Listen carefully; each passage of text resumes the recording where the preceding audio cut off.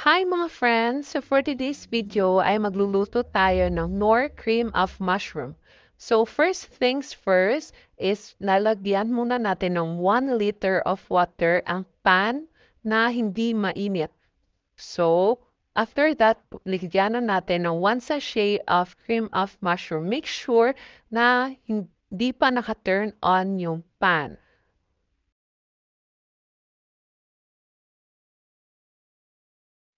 And then, haluin lang muna natin, make sure na walang mga lumps. And tsaka natin i-on yung pan.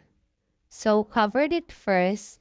So, dito, dapat pala, i-stir occasionally once na medyo nag-heat na siya para maiwasan yung mga kumpul-kumpul or yung mga lumps na nakikita nyo. So, yung ginawa ko lang is binray ko lang yung lumps na yun para matunaw siya. And then, stir it occasionally with low-medium heat lang po.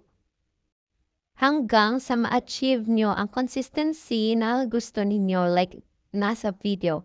And then, ready to serve na po siya. So, that's all for today. Thanks for watching!